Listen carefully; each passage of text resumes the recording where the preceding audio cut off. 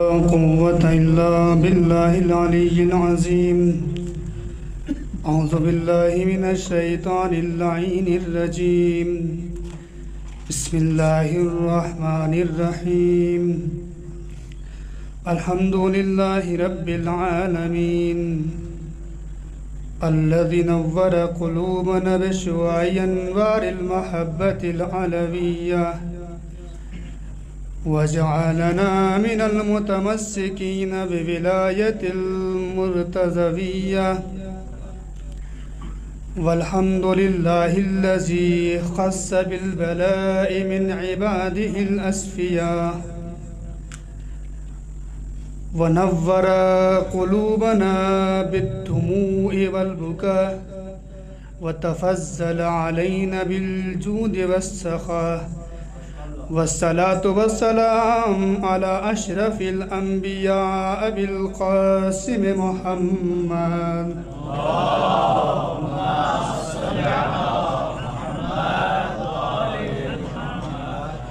سيما على خامس أصحاب الكساء وأنصاره المجاهدين في البيداء الذين لم يرزوا بمكائد الليل والنهار في طاعة رب السماء حتى رملوا الوجوه بالسرى وخزبوا الرياح بالدماء.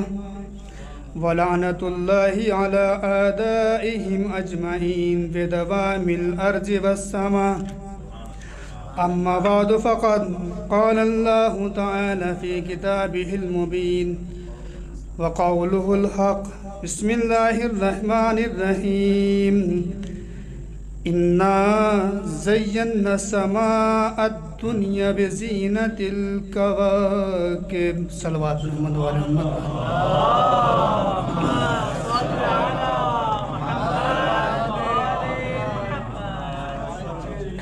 محترم علماء کرام، خطبائے عظام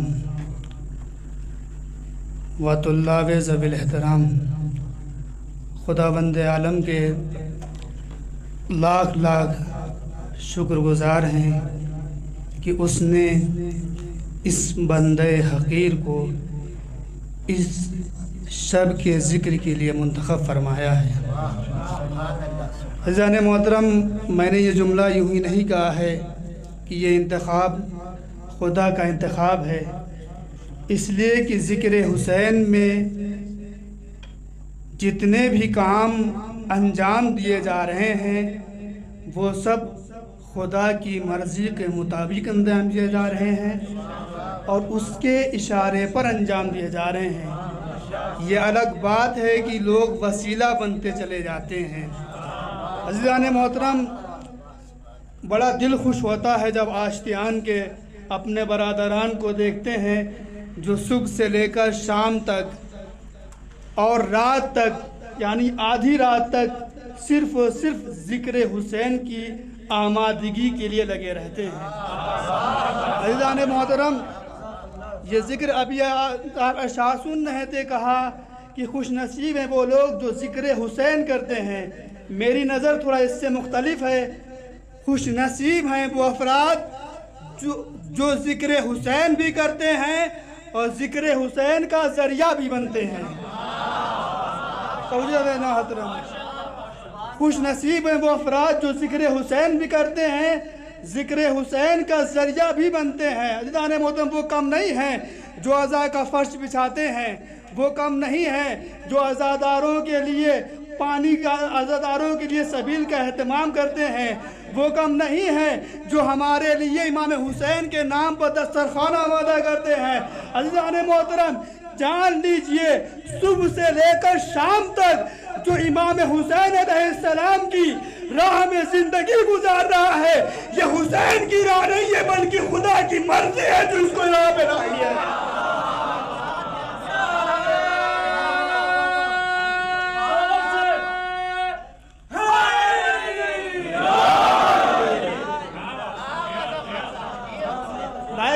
ہمارے بزرگان، خاص کر جناب عمار بھائی، شجاعت بھائی، جو فیملی والے ہیں، دوپہر کی چلچلاتی دھوپ میں 2 بجے آ جاتے ہیں اور ہمارے لیے غذا کا اہتمام کرتے ہیں۔ عزیزان محترم، آپ سب لائق سب احترام ہیں۔ دیکھیے امام حسین علیہ السلام کے یہاں پر معیار یہ نہیں ہے کہ ہم کتنا خرچ کر رہے ہیں، توجہ عزیزان محترم، وہاں معیار یہ نہیں ہے کہ ہم کتنا خرچ کر رہے ہیں، وہاں معیار ہے کہ آپ کیسے خرچ کر رہے ہیں۔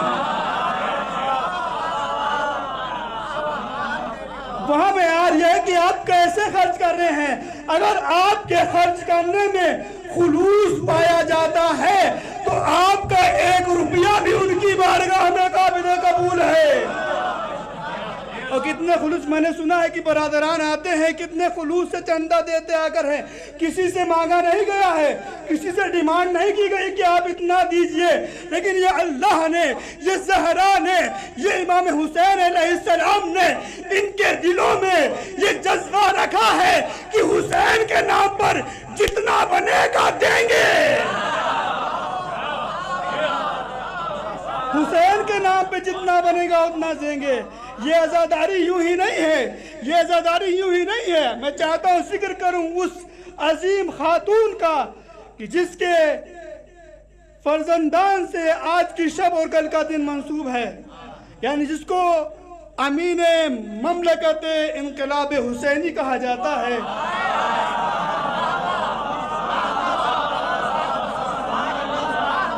جس کو امین مملکت انقلاب حسینی کہا جاتا ہے، یا دوسرے لفظوں میں کہوں وہ کوئی اور نہیں ہے بلکہ اپنے باپ کی زینت زینب ہے۔ اللہ نے محترم، میں اپنی منزل کی طرف آ رہا ہوں۔ میں نے آپ کے سامنے قرآن مجید کا 37واں سورہ ہے جس کی آیت نمبر 6 کی تلاوت کا شرف حاصل کیا ہے کہ خدا بند عالم اس آیت میں ارشاد فرما رہا ہے۔ تھوڑی توجہ چاہتا ہوں، انشاءاللہ ایک نتیجے پر لے کر آؤں گا۔ خدا بند عالم اس آیت میں ارشاد فرما رہا ہے اِنَّا زَيَّنَّا السَّمَاءَ الدُّنْيَا بِزِينَةِ الْكَوَاكِبِ، ہم نے آسمانوں کی دنیا کو مزین بنایا ہے، زینت بخشی ہے ستاروں کے ذریعے سے۔ یعنی آسمانوں کی زینت اللہ نے ستاروں کو بنایا ہے۔ پھر میں اور آگے بڑھا، قرآن مجید کا دوسرا سورہ پڑھا جس کو سورہ ہجر کہا جاتا ہے، 15واں نمبر کا سورہ ہے۔ اس سورہ کی 16 نمبر آیت ہے۔ قرآن مجید میں اللہ کہتا ہے وَلَقَدْ جَعَلْنَا فِي السَّمَاءِ بُرُوجًا وَزَيَّنَّاهَا لِلنَّاظِرِينَ، اور ہم نے آسمان میں بروج قرار دیے ہیں۔ بروج کہتے ہیں سیارے کو، اور علامہ جوادی اللہ مقامہ اس آیت کی تفسیر میں کہتے ہیں بروج سے مراد آسمان کے 12 حصے ہیں۔ بروج سے مراد آسمان کے 12 حصے ہیں۔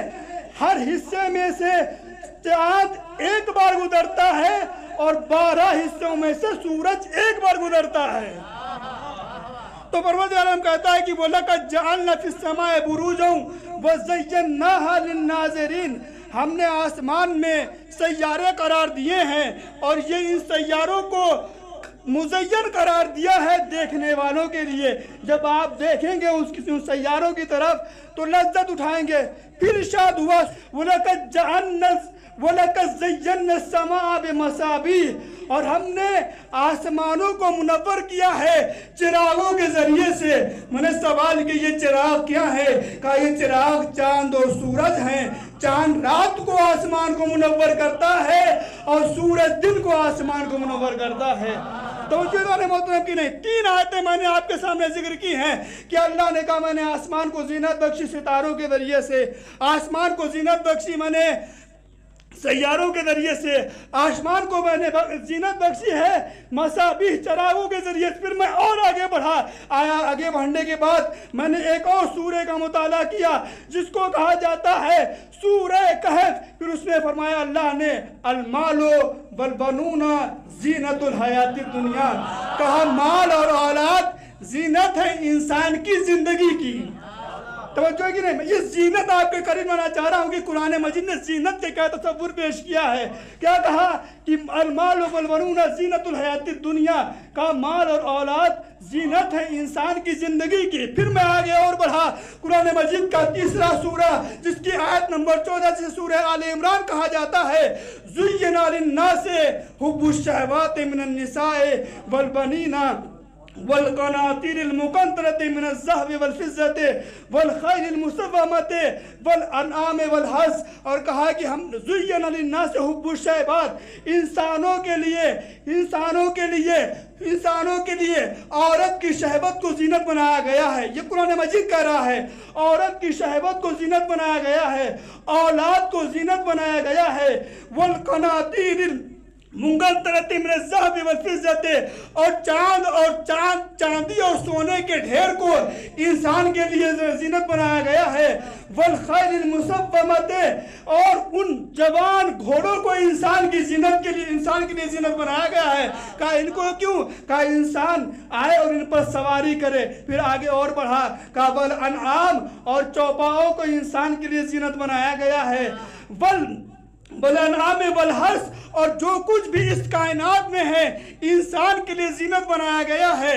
یعنی انسان کے لیے سورہ آل عمران میں ذکر ہوا ہے انسان کے لیے عورت کی شہوت کو اللہ نے زینت بنایا، اولاد کی شہوت کو اللہ نے زینت بنایا، مال اور دولت کی چاہت کو اللہ نے زینت بنایا ہے، بہترین سواری کی چاہت کو اللہ نے زینت بنایا ہے. پھر اور آگے بڑھا، کہا دیکھو بہترین کھانوں کو بھی اللہ نے انسان کے لیے زینت بنایا ہے. پھر میں اور آگے بڑھا، آگے بڑھنے کے بعد میں نے آنے کے بعد سورہ نور کی تلاوت کی ہے.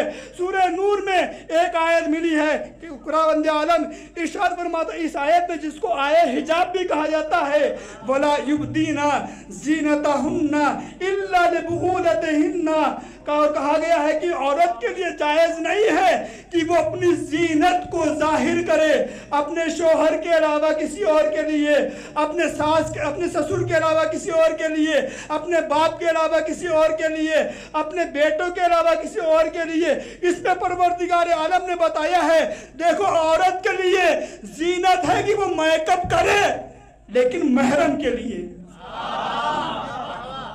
یہ آئے حجاب ہے. اللہ کہتا ہے کہ عورت کے لیے زینت بنائے کہ وہ آئے میک اپ کرے لیکن محرم کے لیے. جب اتنی آیتیں ہو گئی، کہا آسمان کی زینت ستاروں کو بنایا، آسمان کی زینت ستاروں کو بنایا، آسمان کی زینت سیاروں کو بنایا، آسمان کی زینت میں چراغ اور چاند و سورج کو بنایا. انسان کی زندگی کی زینت میں نے مال اور اولاد کو بنایا. پھر آگے بڑھا کہ انسان کی زندگی کی زینت میں نے عورت کو بنایا، اموال کو بنایا، بہترین سواری کو بنایا. اور آگے بڑھا کہ اور پروردگار عالم نے عورت کے لیے کہا ہے کہ وہ اپنی زینت تو کرے لیکن محرم کے لیے کرے. پھر آگے اور بڑھا، قرآن مجید کا 18واں سورہ کہف جس کی آیت نمبر 6 میں پروردگار عالم نے ارشاد فرمایا ہے. مفہوم آیت ہے کہ پروردگار عالم اس آیت میں کہتا ہے کہ ہم نے کائنات میں جتنی بھی چیزیں ہیں اس کائنات کے لیے زینت بنایا ہے. تب جو میرے محترم اگر آپ متوجہ ہو گئے ہوں تو میں آپ کے سامنے ایک منزل پر نتیجہ دینا اور آپ کی زحمت تمام کر رہا ہوں کہ انسان اللہ نے ستاروں کو آسمان کی زینت بنایا. پھر کہا سورج کو آسمان کی زینت بنایا، مال اور دولت کو انسان کی زندگی کے زینت بنایا. پھر کہا کہ میں نے انسان کے لیے عورت کو زینت بنایا، اولاد کو زینت بنایا، مال اور دولت کو زینت بنایا ہے. پھر آگے بڑھنے کے بعد جب اتنی آیات زینت کے متعلق پیغمبر نے تلاوت کر دی، لوگ آنے کے بعد پیغمبر سے سوال کرتے ہیں یا رسول اللہ آپ بتائیے اللہ نے قرآن مجید میں اتنی زینتوں کو ذکر کیا ہے، اگر ان تمام زینتوں کو ایک جگہ دیکھنا چاہیں تو کیا کریں؟ توجہ ہے کہ نہیں؟ صلوات محمد والے محمد پر.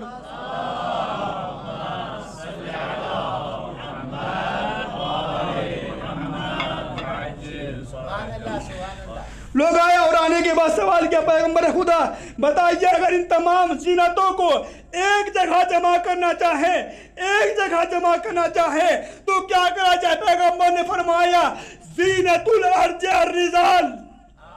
तो है कि नहीं का जीनतुल अर्ज अर्रिजाल का आसमान की जीनत मर्द है।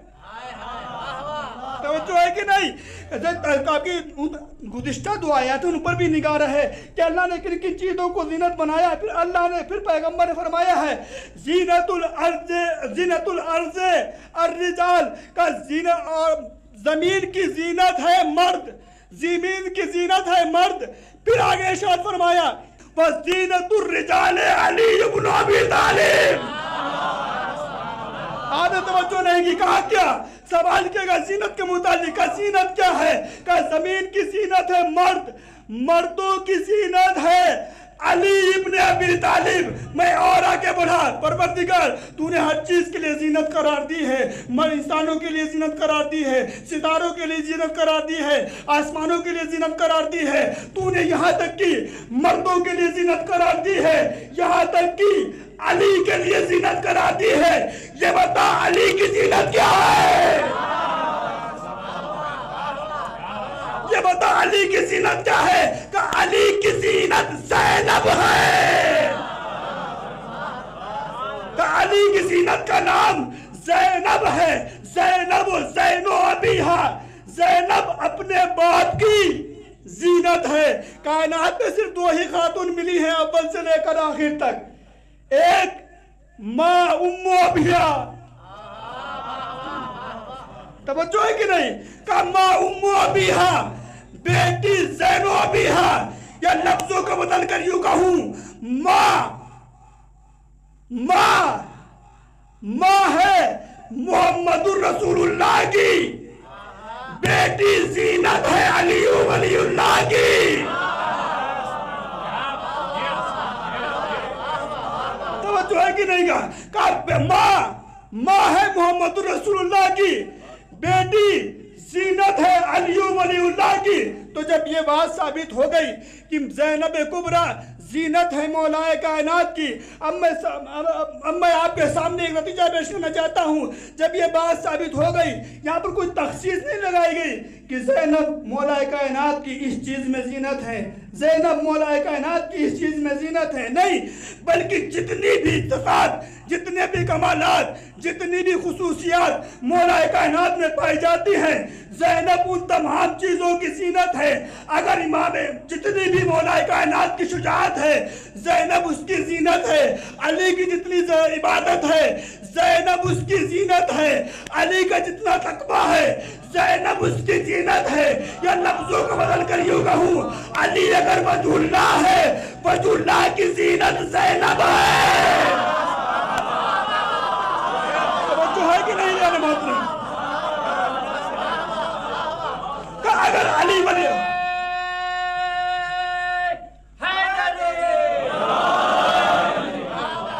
तो है कि नहीं? अगर अली वजहुल्लाह है तो वजहुल्लाह की जीनत ज़ैनब है। अली अगर ऐनुल्लाह है तो ऐनुल्लाह की जीनत ज़ैनब है। अली अगर नफ्सुल्लाह है तो नफ्सुल्लाह की जीनत ज़ैनब है। तो जुदार मोहतरम, अली अगर नफ्सुल्लाह है तो नफ्सुल्लाह की जीनत ज़ैनब है। अब अगर अली नफ्स बेचकर मर्जी खुदा खरीद रहे हैं तो इस खरीदारी की जीनत ज़ैनब है।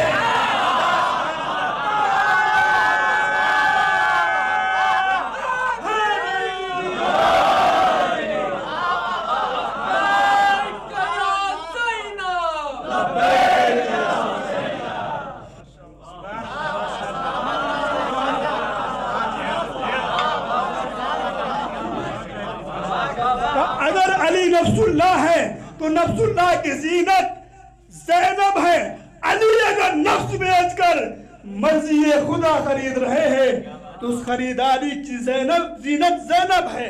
फिर और जुमला को वापस माने का अली अगर लिसानुल्लाह है, उस लिसानुल्लाह की जीनत زینب ہے۔ تو جنان محترم کہ علی اگر لسان اللہ ہے تو اس لسان اللہ کی زینت زینب ہے۔ تو اب اگر علی منبر کوفہ پر آنے کے بعد یہ اعلان کر رہے ہیں سلونی سلونی قبل ان تفقدونی، تو اس دعوے کی زینت زینب ہے، اس دعوے کی زینت زینب ہے، اس دعوے کی زینت زینب ہے۔ تو جنان محترم اگر آپ کی جملہ صاحب کے سماعت نظر کر رہا ہوں، کہا اگر علی منبر کوفہ پر آنے کے بعد یہ اعلان کر رہے ہیں سلونی سلونی قبل ان تفقدونی، پوچھنا جو پوچھ لو اس سے پہلے کہ تم مجھے کھو دو، تو اس دعوے کی زینت کا نام زینب ہے۔ تو لسان اللہ جب اپنی زینت سے ملتی ہے، علی بولتے ہیں تو نہج البلاغہ بنتا ہے، علی بولتے ہیں تو نہج البلاغہ بنتا ہے۔ یہ زینت اور زبان ایک دوسرے سے جدا نہیں ہو سکتی ہے۔ جب علی بولیں گے تب بھی نہج البلاغہ بنے گا، زینب بولے گی تب بھی نہج البلاغہ بنے گا۔ توجہ ہے کہ نہیں؟ کہ علی بولیں گے تب بھی نہج البلاغہ بنے گا، زینب بولے گی تب بھی نہج البلاغہ بنے گا۔ کہ دربار یزید کا ہوگا، بیٹی علی کی ہوگی، خطبہ زینب کا ہوگا، لہجہ علی کا ہوگا۔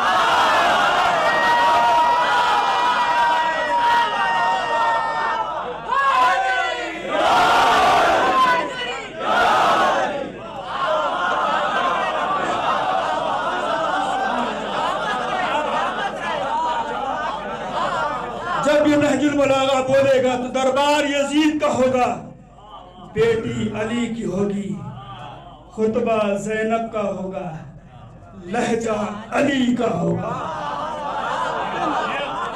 کون ہے دربار یزید میں؟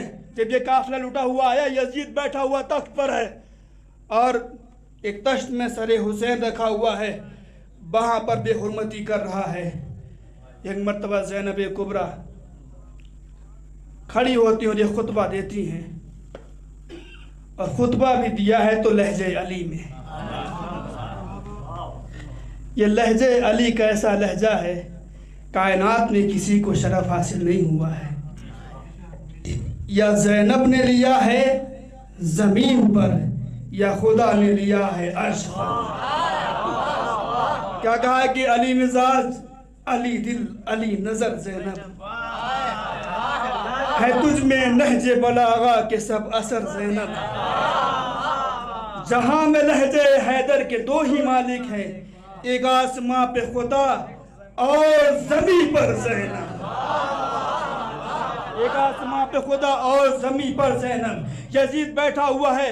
عزیزان محترم دیکھیے یزید کے دربار کا منظر دیکھیے، جناب زینب وہاں پر خطبہ دے رہی ہیں، اور خطیب، آپ سب خطیب ہیں، آپ سب اس کیفیت کے بخوبی اندازہ کر سکتے ہیں۔ خطیب کے لیے ضروری ہے کہ مجمع اس کے لیے سازگار ہو، مجمع اس کو سننے والا ہو، اور خطیب کے لیے ضروری یہ ہے کہ جب وہ خطابت کرے تو وہ آزاد ہو، یعنی اس کا گلا بھی کھلا ہوا ہو، ہاتھ بھی کھلے ہوئے ہوں۔ اور بھی کہا خطیب کے لیے ضروری ہے کہ جب وہ خطابت کرے تو اس کا لباس بھی مناسب ہو، جناب زینب کبریٰ۔ اور کہا گیا جو مجمع ہو، مجمع بھی مناسب ہو۔ آپ جانتے ہیں 700 کرسی نشین جو دربار یزید میں تھے، وہ کوئی عام انسان نہیں تھے سڑکوں پہ چلنے والے، بلکہ یزید کی حکومت کے M P M L As تھے، وہ اس کے گورنر بیٹھے ہوئے تھے۔ یزید کیا تھا؟ وہاں پر بیٹھ کے خوشی منا رہا تھا، ان لوگوں کو بتایا تھا دیکھو بنی ہاشم نے ڈھونگ رچا تھا، نہ کوئی دین آیا تھا، نہ وحی آئی تھی، نہ کوئی کتاب آئی تھی، یہ تو صرف بنی ہاشم کا رچا ہوا ایک ڈھونگ تھا۔ عزیزان محترم، ادھر یزید سر حسین کی توہین کر رہا ہے، ایک مرتبہ علی کی بیٹی کھڑی ہوتی ہے، کھڑی ہونے کے بعد خطبہ دیتی ہے۔ یزید وہ ہے جس کو پوری کائنات امیر المومنین کہہ رہی ہے۔ ایک مرتبہ علی کی بیٹی خطبہ دیتے دیتے ایک مرتبہ آنے کے بعد کہتی یزید یہ زمانے کی بدبختی ہے کہ مجھے تجھ جیسے ظالم و جابر سے بات کرنا پڑ رہی ہے۔ کہا مجھے تجھ جیسے ظالم و جابر سے بات کرے. پھر ایک جملہ کہا جو آپ سب کی سماجت ہے, کہا یا یزید کت قیدک وس عصایک و ناصد جہدک فواللہ لا تمحو ذکرنا ولا تمیت بہینا. اے یزید تجھے جو کچھ کرنا ہے کر لے, جتنی مکاریاں کرنا چاہتا ہے کر لے, جتنی طاقت لگانا چاہتا ہے لگا لے, خدا کی قسم تو ہمارے ذکر کو نہیں مٹا پائے گا, خدا کی قسم تو ہمارے ذکر کو نہیں مٹا پائے گا. یہ فشیادہ کچھ اور نہیں ہے, یہ جناب زینب کا کیا ہوا دربار یزید کا چیلنج ہے. جناب زینب نے کہہ دیا تھا جب تک کائنات باقی رہے گی حسین کا ذکر باقی رہے گا.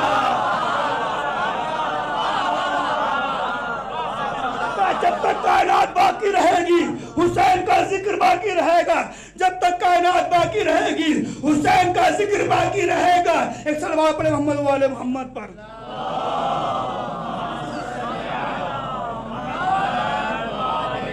اور زینب وہ ہے جو کسی عام انسان کی بیٹی نہیں ہے, بلکہ اسی کی بیٹی ہے جسے حیدر کرار کہا جاتا ہے.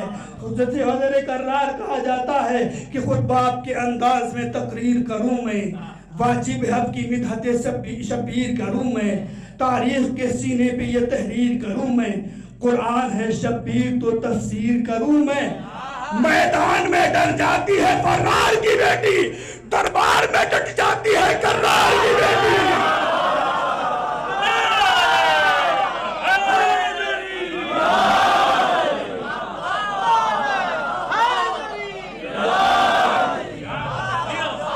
میدان میں ڈر جاتی ہے فرار کی بیٹی, دربار میں ڈٹ جاتی ہے کرار کی بیٹی. تاریخ کہتی ہے کہ تمام جناب زینب جیسے خطبہ دے رہی ہے, ایک مرتبہ وہ مجمع جو یزید کی تعریف کر رہا تھا, سارا مجمع جناب زینب کی طرف مخاطب ہو کر گریہ کرنے لگتا ہے. عجب نہ جناب زینب نے کہا ہو, عجب نہ جناب زینب نے کہا ہو, تاریخ ملے گی تیری چہرے پہ سیاہی, تھوکے گی تیری قبر پہ ذلت کے سپاہی, اب آ ہی گئی ہوں تو کروں گی یہاں شاہی. توجہ ہے کہ نہیں؟ کا تاریخ منے گی تیرے چہرے. یزید سے مخاطب ہو کر کہہ رہی ہے, کوئی عام نہیں ہے. یزید جس کو امیر المومنین کہا جا رہا ہے, یزید جس کا سب کلمہ پڑھ رہے ہیں. جناب زینب کہتی ہیں تاریخ منے گی تیرے چہرے پہ سیاہی, اب آ ہی گئی ہوں تو کروں گی یہاں شاہی, اب آ ہی گئی ہوں تو کروں گی یہاں شاہی. دے گی تیری ذلت کی بھی اقوام گواہی, کر دوں گی قلم مفتی باطل کے قلم کو, گھر گھر کے لگا دوں گی میں غازی کے علم.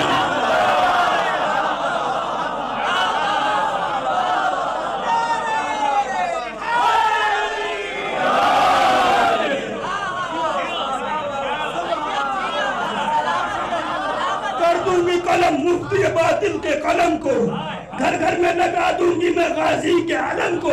تاریخ شاہد ہے, زمانہ شاہد ہے, کتنے سے کتنا بڑا سا بڑا ظالم کیوں نہ آیا, اپنے ظلم کے بعد ختم ہو گیا ہے, اس کا کوئی نام لینے والا نہیں بچا ہے.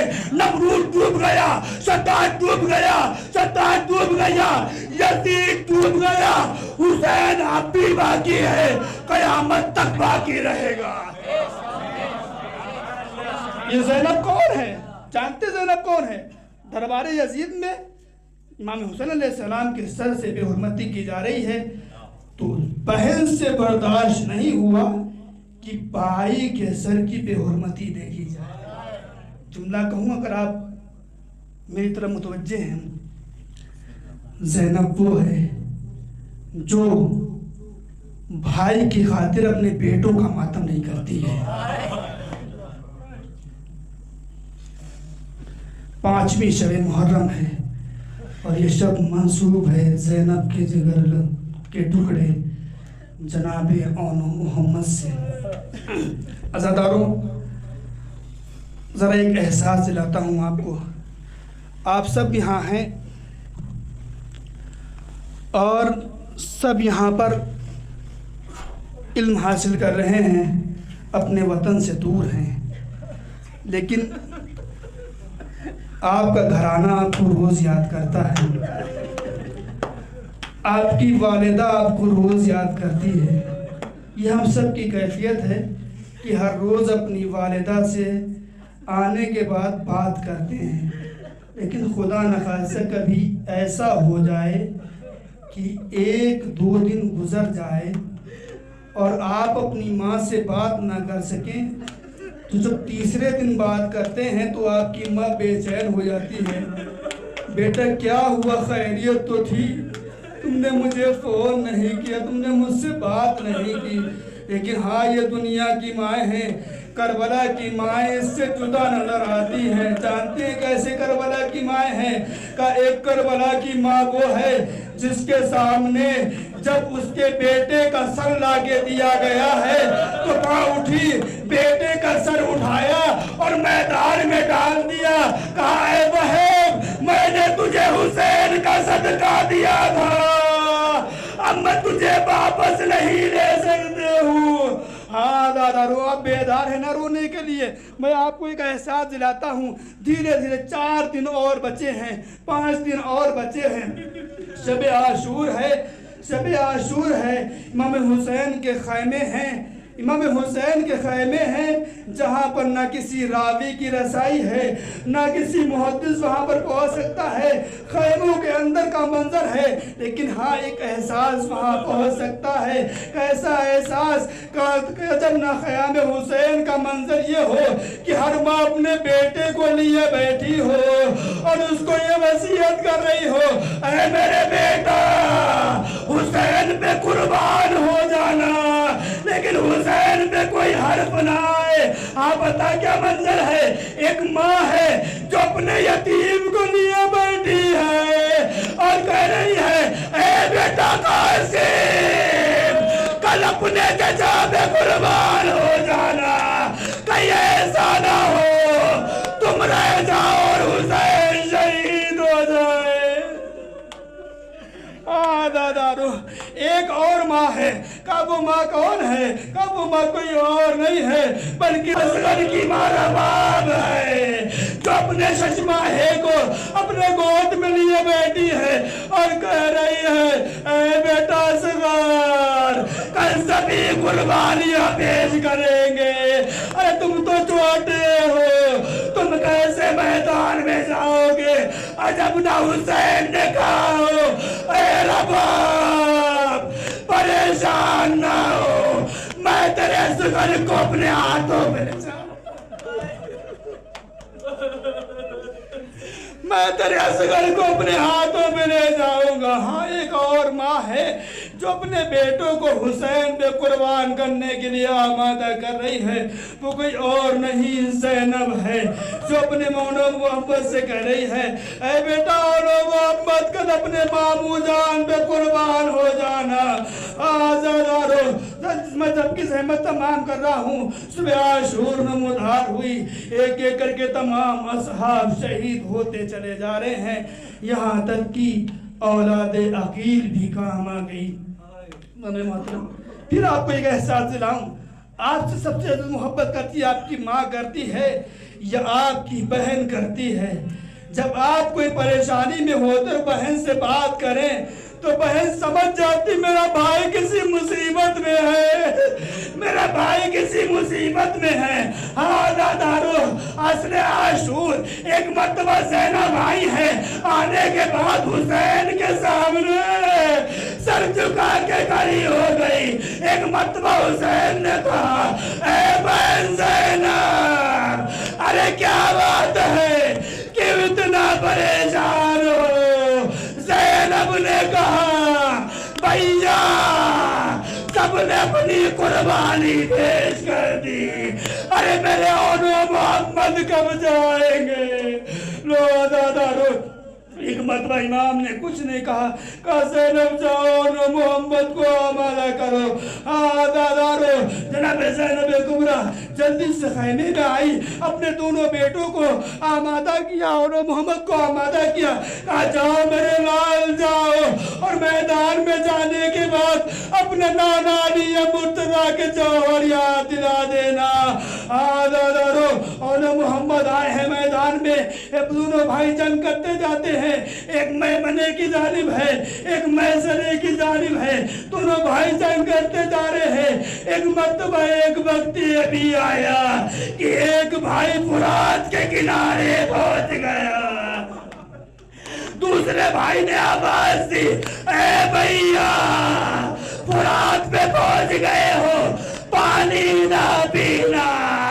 ارے خیمے میں بھیا اصغر پیاسا ہے، بہن سکینہ پیاسی ہے۔ لو جنگ کرتے گئے۔ ایک مرتبہ ایک بھائی زمین پہ گرا، آواز دی، مامو میرا سلام۔ دوسرا بھائی گرا، آواز دی، مامو میرا سلام قبول کیجئے۔ دادارو جیسے ہی دونوں بچے گرے، خیموں سے ایک مرتبہ امام حسین برآمد ہوئے، حضرت عباس برآمد ہوئے، دونوں بیٹوں کو، دونوں نے بانجوں کو اٹھایا ہے اور خیموں کی طرف چلے ہیں۔